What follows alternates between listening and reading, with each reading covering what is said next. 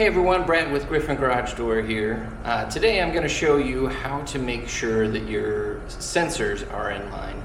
This is one of the most common warranty calls that I get, or just simple quick fixes.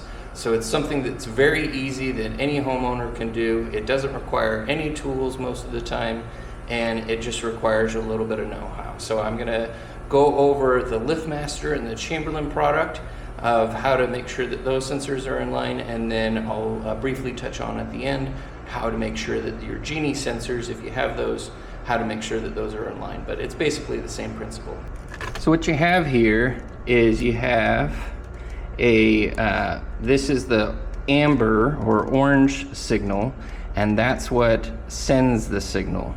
So the only thing that you really want to do on this side is usually there's this plastic housing, and you can kind of see there's a line where the two halves meet up, and you just want to make sure that that is pointed directly towards the other side. You want to make sure that it is not pointed off in a weird direction, either backwards or forwards, and then that's where you start. If you need to make an adjustment, you just loosen this wing nut a little bit and then point it in the right angle that you want, and then you tighten it.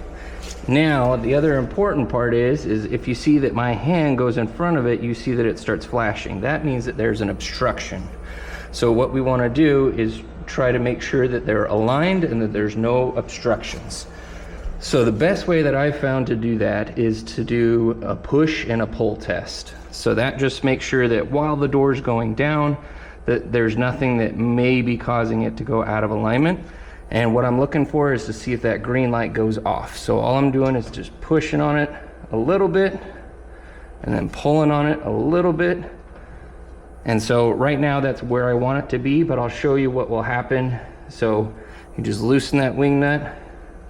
I'm gonna angle it at a pretty extreme angle. And then when I do the push and pull test, that's fine, but then when I pull on it, it starts flashing. So that means that it's not really aligned, and we're just gonna take that sensor, get it pointed back in the direction that we want. On the older sensors, sometimes you need to clean the lens off a little bit. And then we just do that push and pull test and make sure that we're good to go.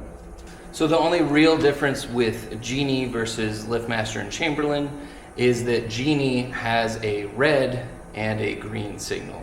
And it's actually green that sends for Genie and red that receives. So if you see the red light flashing on your Genie sensors, that means that there's an obstruction or something like that. So like I said, it's a really common problem. It's very easy if you're putting wood or fishing poles or chairs or anything like that for them to get bumped, but it's a really simple fix, and hope that helps.